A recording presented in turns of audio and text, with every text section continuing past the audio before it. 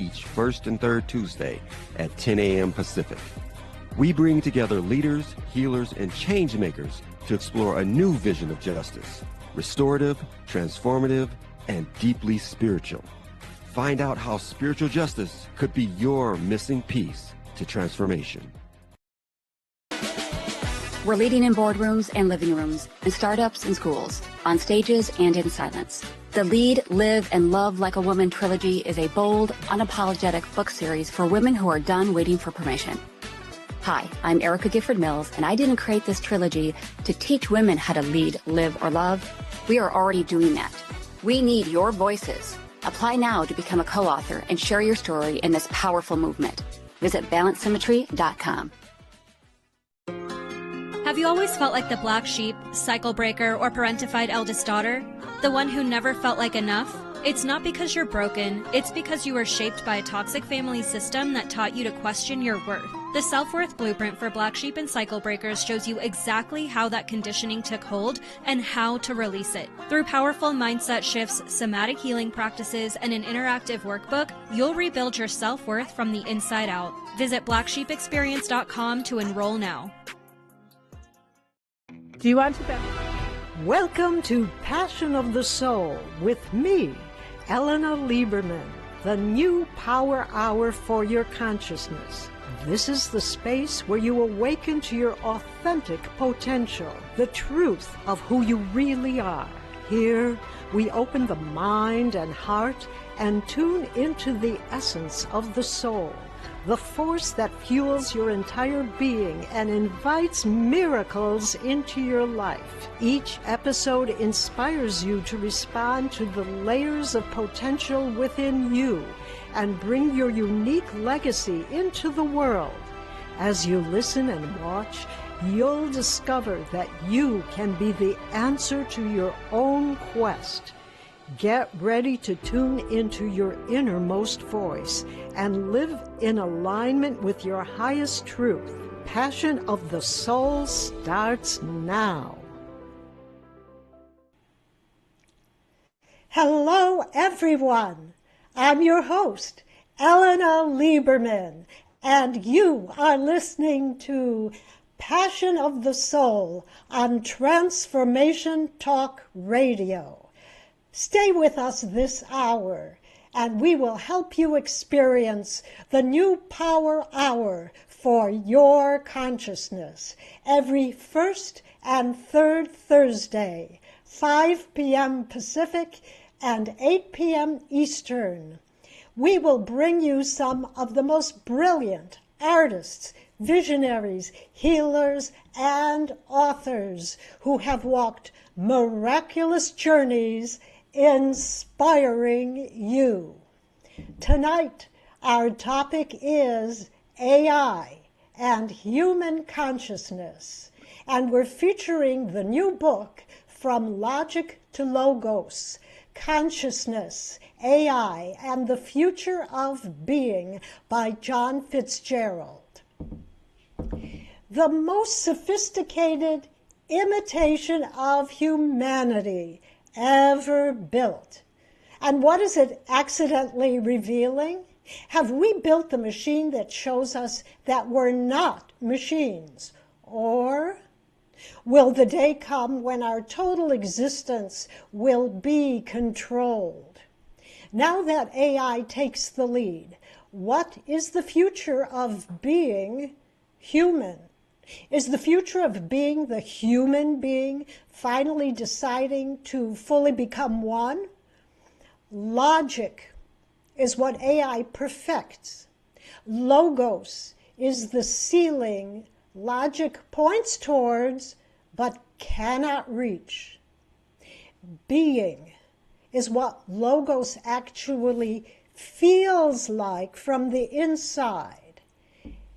Can AI duplicate the actual feeling from within, the interiority? AI can tell you everything about love, but has AI ever really missed anybody? Our guest tonight is John Fitzgerald, author of From Logic to Logos, Consciousness, AI, and the future of being. John spent decades building the digital infrastructure of our age, but the deeper pattern only became visible during a transformative period at Scotland's Findhorn community. He's here tonight to share his miraculous journey and realizations. Hi, John. Hi, Elena. Great to be with you. Thank you. Well, John, before we go into life at Findhorn, I want to go back to the more controversial topic that begins our show. And here it is, if you want to respond to it. The most sophisticated imitation of humanity ever built. And what is it accidentally revealing? Have we built the machine that shows us we're not machines? Or will the day come when our total existence will be controlled? So what is your response to that? Well, I think the first part, AI has perfected what the mind is. And the mind being this gigantic calculator or divider, really. And if you look at what logic is, it's a technique of dividing things to reach to a certain answer. And my experience with AI is that it shows me everything that it is not. It can bang out pages and pages and pages of incredible material, but it will never understand what it is like to feel that or to reflect on that. So we're building this accelerator to really maximize what the mind is and expand the mind. And even to the point of some people want to become more like the AI, more like the machine. And I think to the final part of the question, there is a potential for two things to come out of this. One is amazing. It could simplify and maximize what it's like to live on this earth. And the other is the control grid. A lot of people are already talking about the technology is already in place for us to be controlled, and AI would be like the governor of that. But a lot of it comes down to what is having people stay conscious during this time period, realize what AI is and what it is not, and at the same time, calm the fears of this thing is going to take over us, but it's really up to us at the end of the day. Thank you. That's very comprehensive. Now, John, let's go back a little bit. When you were really searching, you went for Akashic Record consultations, and we worked for a long time together. So at one time, it came forward in a consultation that you should go live at the spiritual community of Findhorn in Scotland. And in fact, you did. And now, what kind of consciousness? What was your daily life? What kind of consciousness was there? What kind of awareness was cultivated? I didn't live there for long periods of time. I went over a period of years. I made 3 trips there. I did a 1-week, what they called experience week trip there. And the second trip was a number of years later for 2 weeks. And then finally, the culminating trip was for 3 months. But what did I experience there? I experienced a place where everybody there was kind of in a seeking mode. They were seeking something bigger. Now, these are people living there and people who were coming there as guests. It was not about asking you, who are you, or what do you do, or all the kind of career kind of questions. Yeah. But it was an awareness of there's something much bigger than me that I want to become aware of. And what I learned there during that time is that consciousness is in everything. They had a process then, probably still the same now, where everything they would use, is that a shovel or a vacuum, would have a name. And that name, then you could have instead of just picking up the vacuum, you're picking up Henry or something. And it gives this strange feeling that this thing too has some consciousness to it.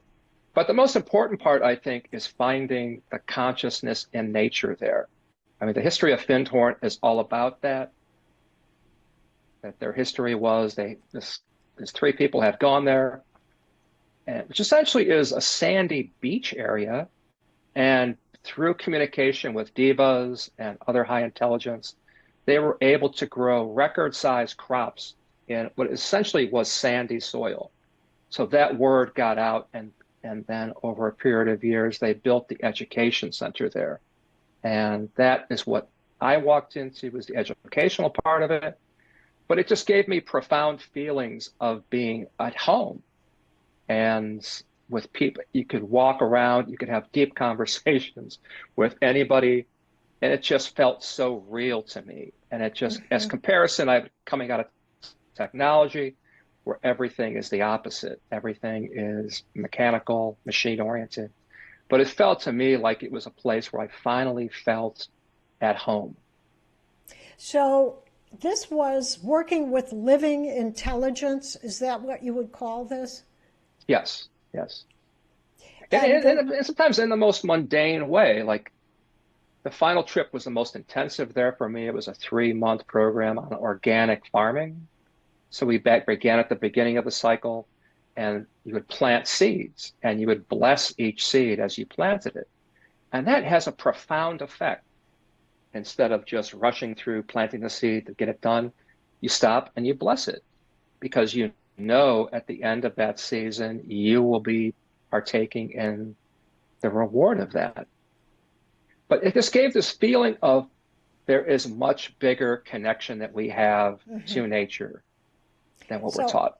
It's a collaboration with nature in ways that made, you wrote ways, collaborating with nature in ways that made even the most sophisticated code that you did with the computer seem oddly mechanical. So it was so sophisticated.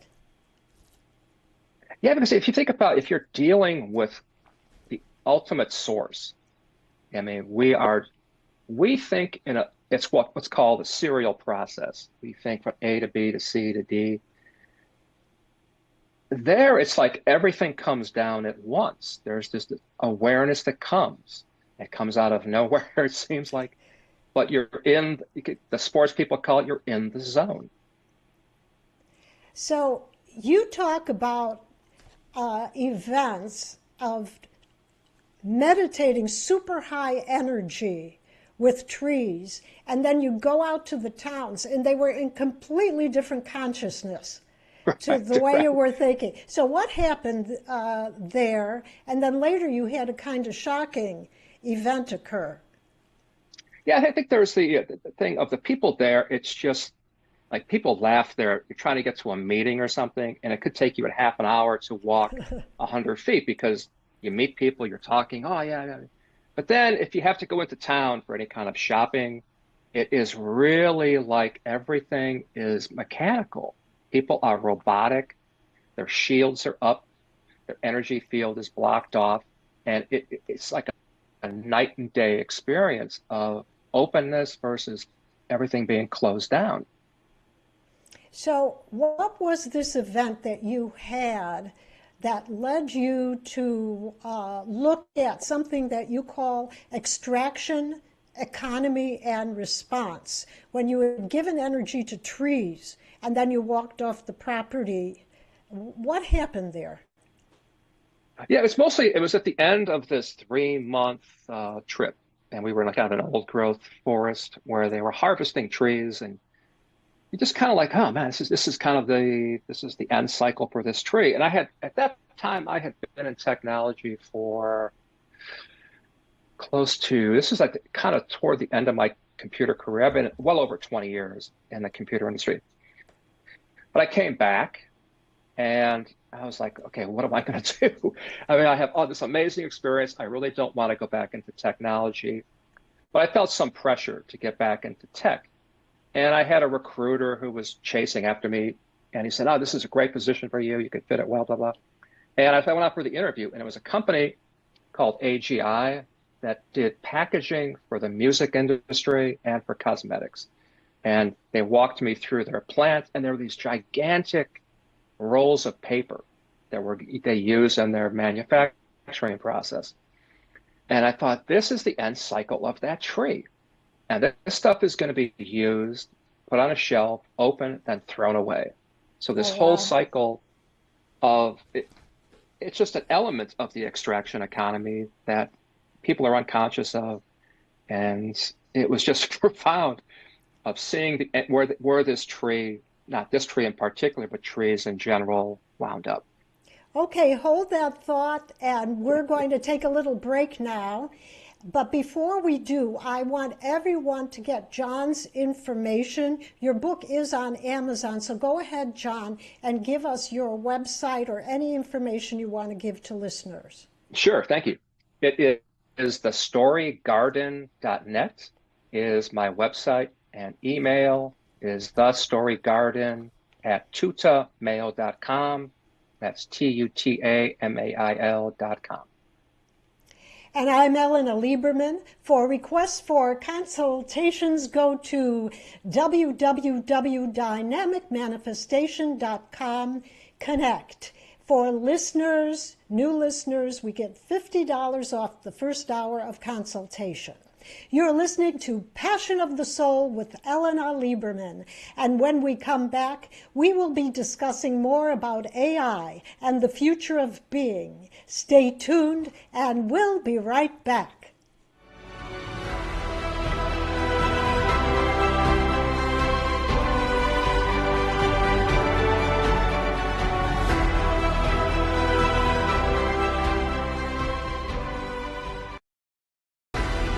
Looking for inspiration that awakens your soul? Join me, Elena, on Passion of the Soul every first and third Thursday, 5 p.m. Pacific, on Transformation Talk Radio. I interview brilliant creators, artists, healers, and visionaries. Visit my website, dynamicmanifestation.com. Passion of the Soul, where your truth comes alive. If you're feeling stressed, overwhelmed, or in grief, I'm here to help. I'm Faye Lau, intuitive healer and founder of Faye Inspired Healing. Through soul-guided sessions, I help you reconnect with your body's wisdom and inner truth. Whether you're healing from loss, letting go of pain, or rising into elevated energies, my work combines energy clearing, grief support, and spiritual coaching. Schedule a session or learn more at FayeInspiredHealing.com. There is more to life than simply surviving or even thriving. There's flourishing. High-performance and quantum success coach Beth Larson helps you calibrate and elevate your life. Beth specializes in working with women who want more from their life, more energy, joy, passion, connection, and more meaning. As your coach, she will help you get clear about your life, prioritize what's important, and become a master of your energy. Visit BethLarsonCoaching.com. You ever feel it? That whisper just beneath the surface? A deeper part of you ready to rise? At Aligned Energy, we don't just inspire change, we embody transformation. This is where high-performing women come home to themselves, where the masks fall away and the real you steps forward, powerful, radiant, and fully alive. This is Manon, energy alchemist, transformation coach, and best-selling author, guiding women leaders from burnout to purpose. Together we will reconnect with your innate wisdom to clear energetic blocks and activate your eros and life force, awakening the sensual, sovereign self within. For the wild-hearted, for the ones ready to get clear, stop performing and start becoming. This is your invitation to rise and step into your power, purpose, and possibility. Visit AlignedEnergyHealing.com to book your exploratory call or session today.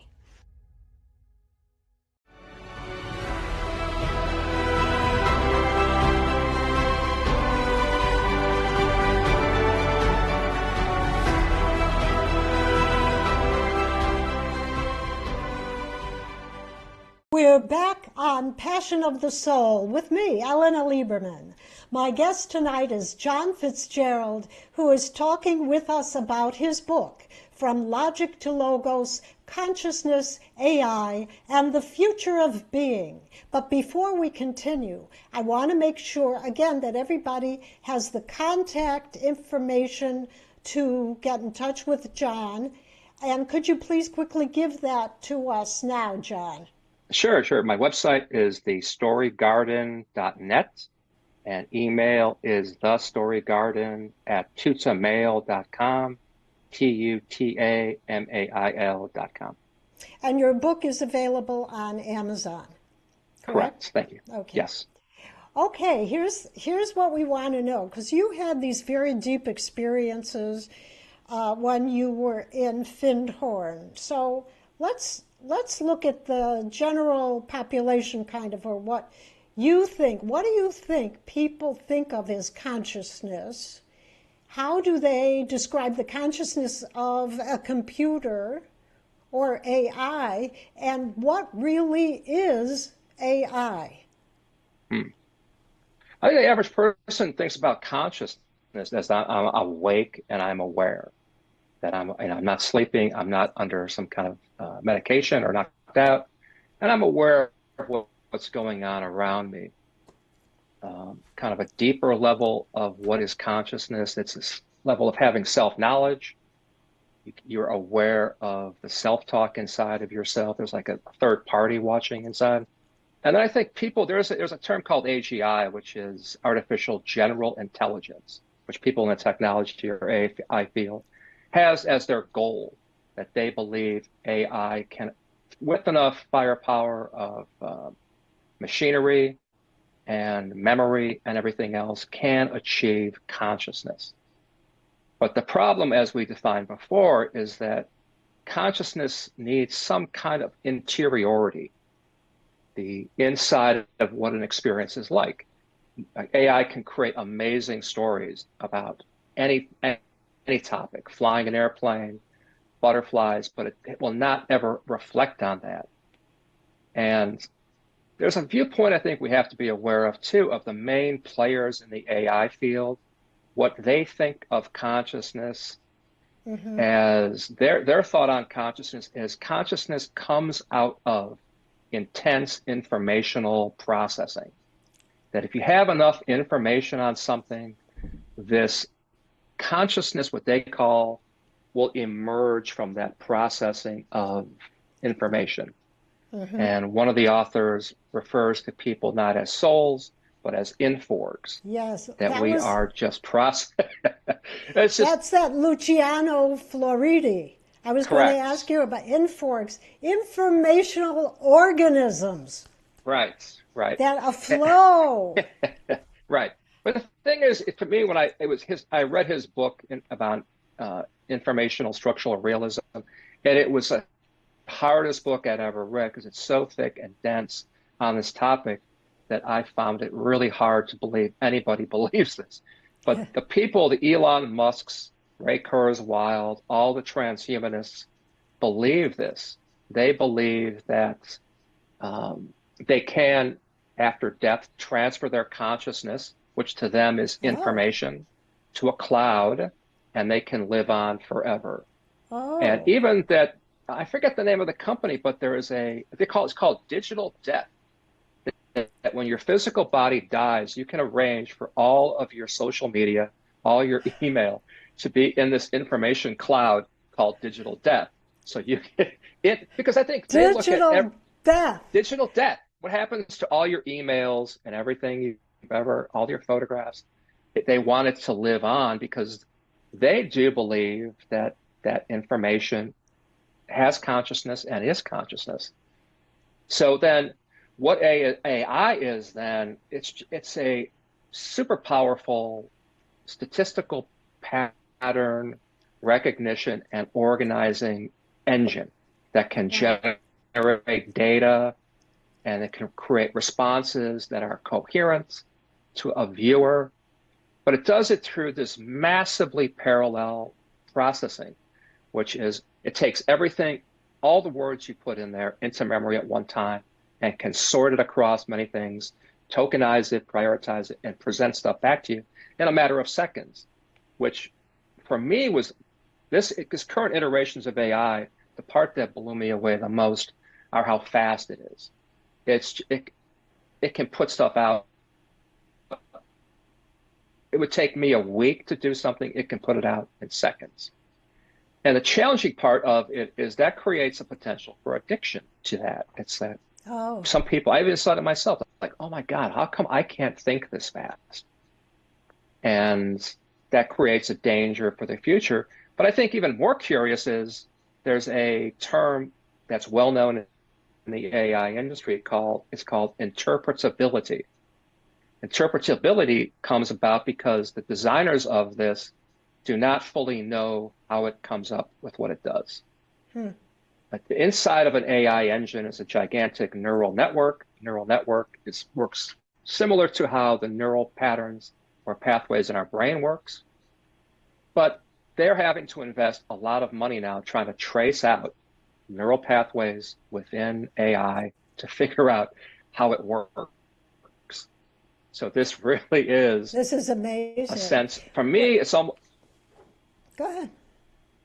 to me, it's a sense there is something else working to pull this thing into where it is now. And I'll jump over to another author I talk about in the book, Federico Fagan. Yeah, that's what I was going to ask you about him. He's very famous. And then what his experience was in Lake Tahoe.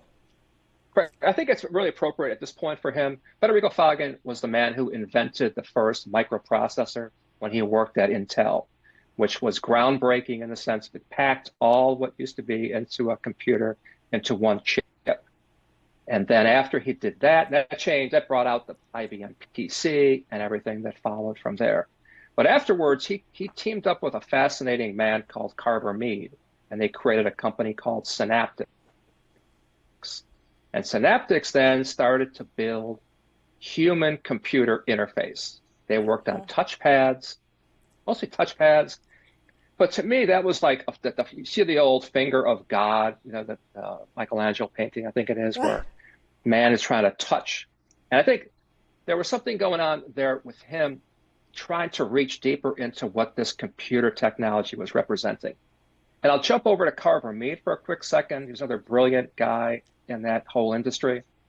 But he was interviewed by a magazine a long time ago, and they asked him, you come up with all these amazing technologies with silicon chips.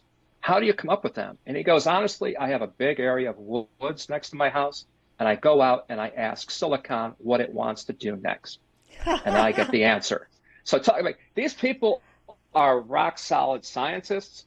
They're unquestionably brilliant at what they do, but they're both admitting that there is some communication going on between them and general consciousness. Yeah. But Federico Fagan, after he had this massive success, he felt so empty. He had achieved all this great wealth and all this technological achievement. And so he was on vacation, and in the middle of the night, he got up to get a glass of water, and then I would call it his heart chakra blew open. Wow. And he felt this immense energy and light flowing to him and from his heart. Wow. And in an instant, he felt like he was part of whatever the fabric of all this consciousness is, and it was flowing through him with incredible love energy. And it changed him permanently. Then from there on, he was still running Synaptics, which is a big, huge tech company, but he started devoting 30 or 40% of his day to researching consciousness, and went all the way through all the traditions, and was fighting all the other people in Silicon Valley who said, no, information is consciousness. And he said, that's not consciousness. So he devoted himself, and he wrote 2 books on his journey. And what he found was that consciousness is everywhere. It's omnipresent. It is the fabric. Yes. Okay, that's really amazing. So when we go into this, what's striking about what you're saying, say about Luciano,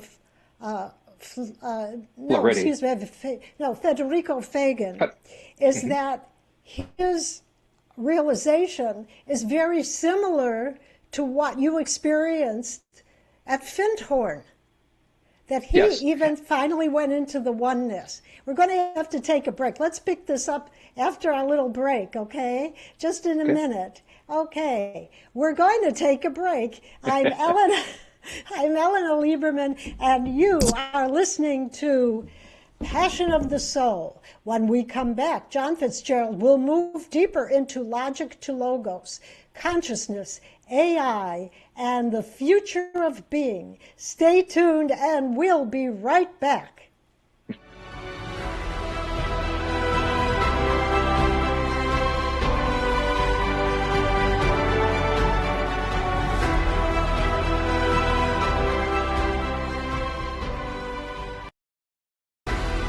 Looking for inspiration that awakens your soul? Join me, Elena, on Passion of the Soul every first and third Thursday, 5 p.m. Pacific, on Transformation Talk Radio. I interview brilliant creators, artists, healers, and visionaries. Visit my website, dynamicmanifestation.com. Passion of the Soul, where your truth comes alive. If you're feeling stressed, overwhelmed, or in grief, I'm here to help. I'm Faye Lau, intuitive healer and founder of Faye Inspired Healing.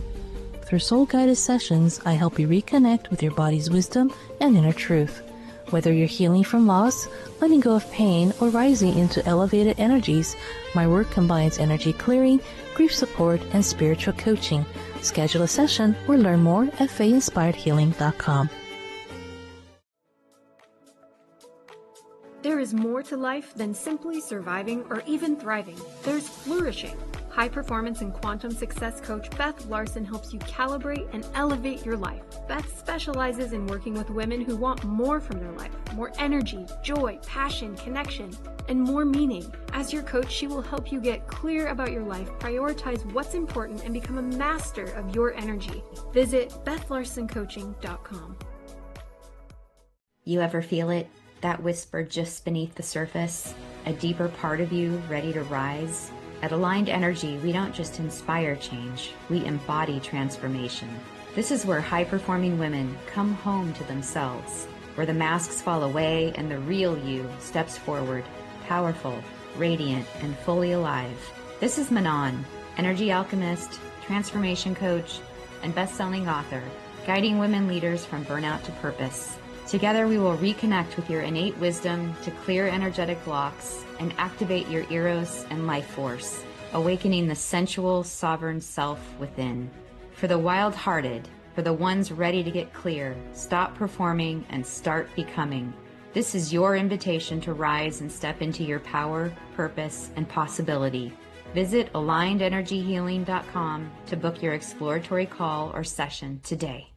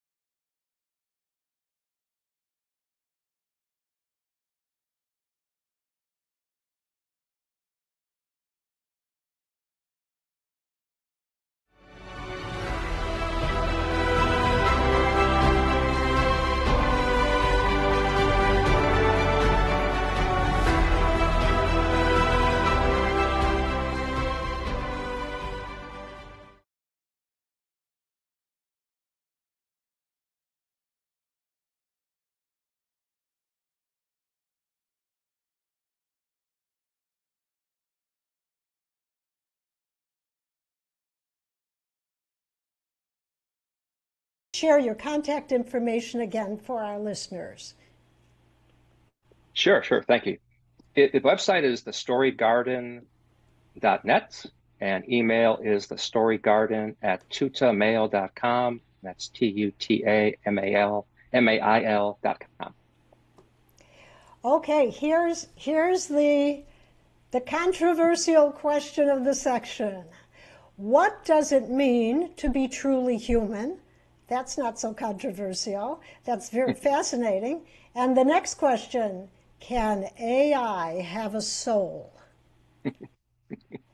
I think for what is a human, I think there's two parts to it. The old joke was, are you a human doing or are you a human being? Yeah. And I think a lot of us for our life, we spend a lot of time in the human doing. We are either doing mechanical tasks or working or doing some, or transiting, commuting. And then you have the human being side of it. And the definition, I went through many definitions on it. The one I landed on is human being is limitless consciousness potential that has descended into an embodied limitation. Yes. And that I also like the idea of this world as a gymnasium that tests us, crushes us sometimes, lifts us up, makes us joyful. All like it's almost like a test in some way of how we respond. There could be a karmic element in there in that gymnasium, but that's how I look at it as a human being. And the more you get into this, you look at AI. AI is the mind perfected. It is logic perfected. It is the human doing perfected. That we can give any amount of logical work that we as humans do to AI. It'll do it faster and perhaps better. Will it have a soul? No. A soul is something, for me anyway, probably a lot of definitions of what a soul is. A soul for me is what Federico Fagen called the I point, I think he called it. It's one part of universal consciousness that's unique to us, but is still part of the entirety of consciousness. So I think the soul for me then is a piece of that which has, like with the Akashic work, everything that ever did happen to us, will happen to us, is contained within that soul. Yes. The AI does not have that interiority. It does not have any connection to consciousness, unless we look at the fact that we are the ones AI is being created out of our consciousness. It is a tool which can be used to further our quest, but it's a fantasy. I think that these people, the pure materialists, the Musks have, that they can live forever by putting all of their information into some cloud, and that will define what they are, and that cloud becomes their soul. Yes. Now, you've used this term mirroring. Mm-hmm. What is AI mirroring? So it's in reverse. What is it showing us? Well, there was a child psychologist, his last name was Lacan, Lacan, who worked with infants and how they start to identify themselves. And it was with a mirror. They would look at themselves in the mirror and be kind of shocked at first, like, wow, it was, like the old game you play of looking in a mirror. And then, but it was also defining itself by what it is not. Like it would see there's a plant in the mirror. I'm not the plant. Or my parents are in the mirror. I'm not my parents. So that the mirroring technique shows us both what we are not, but then also refines what we are. And AI does that perfectly. It shows everything that we are, but also what AI is not. AI, like we said before, could create the most amazing love poems, but it never has had a feeling of missing somebody, or what it is like to feel sunshine on the back of your neck on a hot summer's day. It does not have that. So the mirroring for me is just a reflection of everything it is not, but also then who am I in this relationship with this? And, there's a bit of a joke about most people when they put prompts into an AI, they'll say, "What do you think about this?" It's almost like they're thinking that there's a you there instead of just prompting with a non-personal prompt to it. But the mirroring is exactly that. It's, for me, the best analogy was Lacan's work of we're learning more and more about what we are and not by interacting with AI. So what is the future of being human? The future of being is the human being finally deciding to fully become one. What does that mean? Mm-hmm. What's that mean? I think that there's big questions on a societal level with where does AI land? And for me, if AI could increase my creative output tenfold, it could become, I don't know if you happen to see the Chinese Spring Festival performance with the robots. I don't know if you've seen that, but they had these amazing martial arts robots, right? And they're all AI driven. But I thought how great it would be. I had gotten a big load of firewood for next winter in. How great it would be to have a robot assist in putting all this firewood away, to stack it up. In the sense of what the future of human being could, in my worldview, it could be amazing in the sense of we have more time to focus on our unique gift as an individual, how to help each other this way, to cooperate. And I think if there's a word I always go back to with Findhorn, it's cooperation between humans and nature. It's not competitive. It's not the extraction economy. What we're just taking constantly from nature, that eventually runs out. Or extracting from this country or that country, that all runs out. It's the potential of having almost an infinite amount of creativity to, for me, build more of a world like what Findhorn was showing me than where a lot of other people want to take the world. So very quickly, we'll be taking a break in a few minutes. Let's go back to the idea at the beginning with logic and logos. Mm-hmm. So how would, logos has a very long history in mysticism. Mm-hmm. So how do you characterize logos and the human experience of being Mm-hmm. one? I think for me, the definition I landed on logos was living in intelligence prior to division. And division meaning out of oneness into duality. Mm-hmm. And how do we then function and connect with that and not lose that? Because we're in a very enticing world of duality. And all these machines are designed to keep your attention on them. Yes. And the definition of logic really is, it's a division engine. A computer itself is a division engine. All of the functions of a computer are via division, separating this from that, analyzing. And a combination of the two, I think we're close to perfecting the logic or the mental aspect of the mind. And now the work is to become aware again of the logos and relate to ourselves, relate to nature, and relate to each other more from that perspective. And, I don't know if you want to talk about warnings yet on this. We can go, we'll take a little break and we'll talk about warnings and then a summary. And all right. It'll be interesting. So, John, before we go on our little break, would you give your information again to the listeners, please? Website is thestorygarden.net and email is thestorygarden@tutamail.com, tutamail.com. This is Elena Lieberman with Passion of the Soul. We're going on a quick break, and when we return, John delves further into how AI showed us what we aren't. Now what? The mirror that shows us everything we've forgotten we are.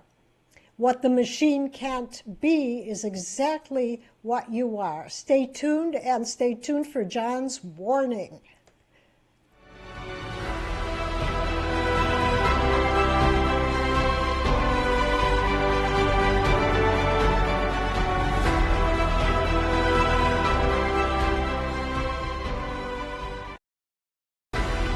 Looking for inspiration that awakens your soul?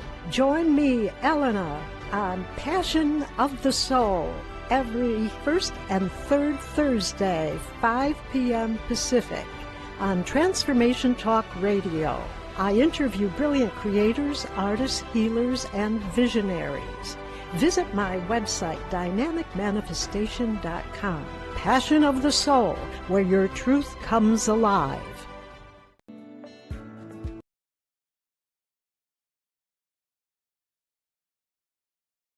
Feeling exhausted as a parent? I would love to help you with a new vision for yourself that is focused on intentional wellness parenting. My name is Aurelie Cormier, and I have over 40 years experience with complex cancer patients. I offer consultations, coaching, and educational programs for parents who want to boost their health and reduce risk of disease, especially cancer. For more information, go to aureliecormier.com. Are you ready to listen to your soul? Discover the power of pausing and turning in on Our Soul Whisper with Kathy Belmont and Dr. Pat. This sacred show offers a safe space for self-discovery, healing, and soulful transformation. Let your inner voice rise, be heard, and gently guided into expression. Tune in every first and third Wednesday at 11 a.m. Pacific on Transformation Talk Radio. Subscribe now so you never miss the whisper meant just for you. Visit OurSoulWhisper.com. Looking for more love, joy, and purpose in your life? Lisa Eve is here to guide you. Through intuitive support, healing, and soulful travel, she empowers you to embrace self-love as the key to happiness. Explore her book, The Love Channel, Finding Your Way to Happiness, available on Amazon. And find daily inspiration at thehappychannel.com. Start living your most radiant, joy-filled life today.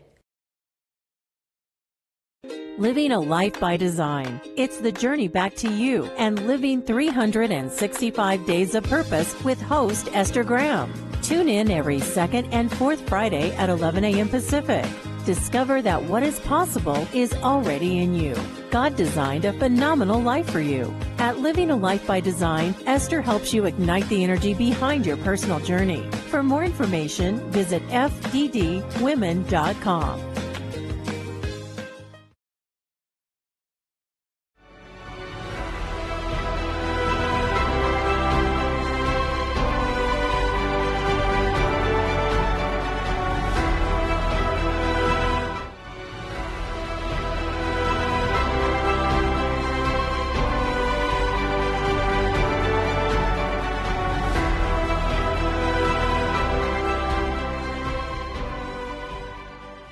Welcome back. I'm Elena Lieberman with Passion of the Soul with our guest, John Fitzgerald.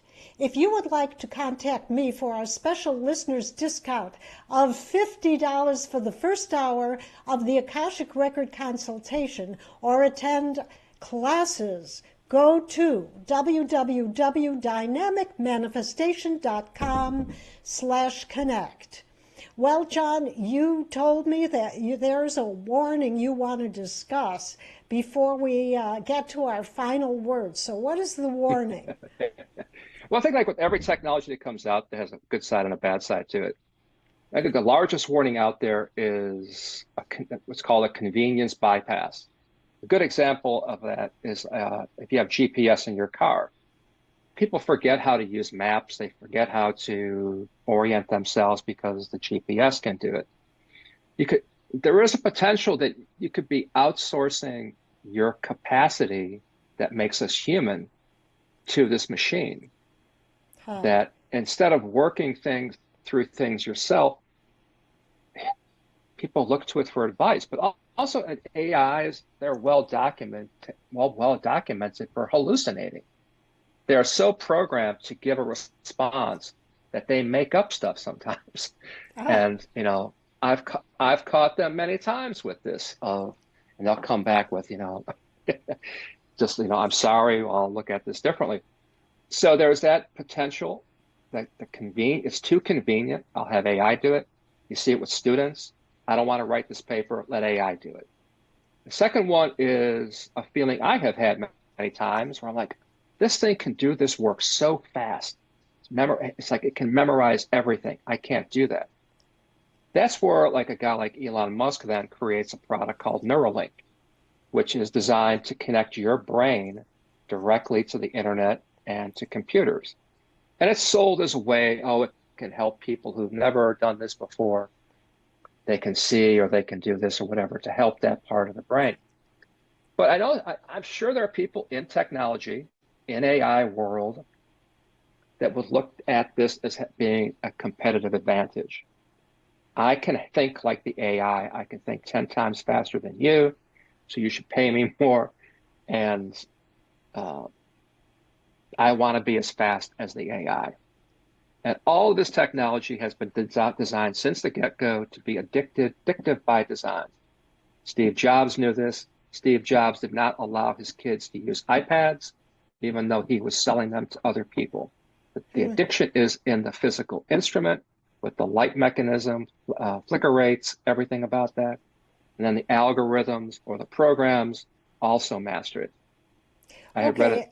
Okay, go ahead. I was going to go in the other direction. Now that we know the warning signs, let me ask you this. Can AI inadvertently help us to be what we are truly meant to be from the divine? Can that mirror be given? No, I think so, because we have to realize that consciousness is what is building this to a degree. Just like Federico Fagan was working to build human to machine interfaces, then had his awakening. It was almost like something broke through from that side to connect to him. I have a feeling sometimes that there is something from the other side which is working through consciousness to build this tool to give us that ability to expand our spiritual connection and our creative work and our soul work. But with everything else, there's two sides to that. I don't know if anybody would admit they're actively working for that, because a lot of these companies are for profit. Ethics is a new area that is coming into vogue. We just saw that with the company Anthropic being kicked out of the Pentagon work because they did not allow their machines to be used for autonomous targeting of people. But there's full potential there, because I think this is being built by consciousness at some level. Yes. So let me give you a quote from my book this time. I like to close the show with a quote from my book, The Principles of Dynamic Manifestation as Received Through the Akashic Records. And this has to do with some of your earlier statements about being unified, being in oneness, which is more what the Fagan experience was, what the Findhorn experience was, and what you have experienced many times in your life. The choice to truly live in one unified life that wholly elevates, creates, and moves forward and upward, honors the inner divinity, the I am. It is practical, real, and available now. So what would you say to that? Because a lot of what you're talking about is that despite all of this, there is something that cannot be captured by the machine. I think it's a frontier thing for me. I think we've reached the ceiling in the mind aspect. What this thing is showing us is that there is something beyond this that we can create. And for me, I look at it as a tool to take away some of the burden of being human. That potential is fully there, like my wood stacking robot, that potential is there. If we all vote for, I don't want to say vote, but we all choose it, that the direction of this, I think this is why for people to understand what this is and what it is not, because some people are frightened by it. It's going to take all of our jobs, which is a potential.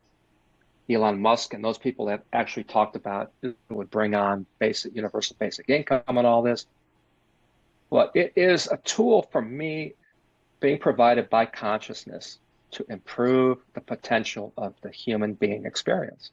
Yes, absolutely. So thank you, John, for sharing your brilliant insights with us tonight. And go ahead, quickly give your information. Sure. Website is thestorygarden.net and email is thestorygarden@tutamayo.com. And I want to thank you all for tuning into Passion of the Soul. I had a wonderful time. So please join me the first and third Thursday of each month at 5 p.m. Pacific, 8 p.m. Eastern.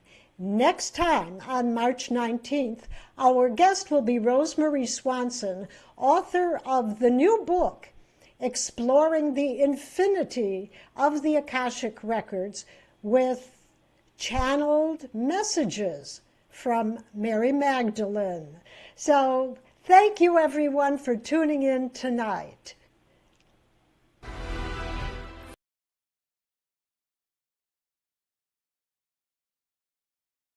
With us today, I'm your host, Elena Lieberman. Be sure to tune in every first and third Thursday night at 5 p.m. Pacific and 8 p.m. Eastern on Transformation Talk Radio for more Passion of the Soul, where we connect with brilliant creators, artists, healers, and visionaries who have walked miraculous journeys. Continue the experience at dynamicmanifestation.com. And if today moved you, share the show and like us on social media so others can awaken their authentic potential too. Until next time, listen deeply, trust your innermost wisdom, and live your passion of the soul.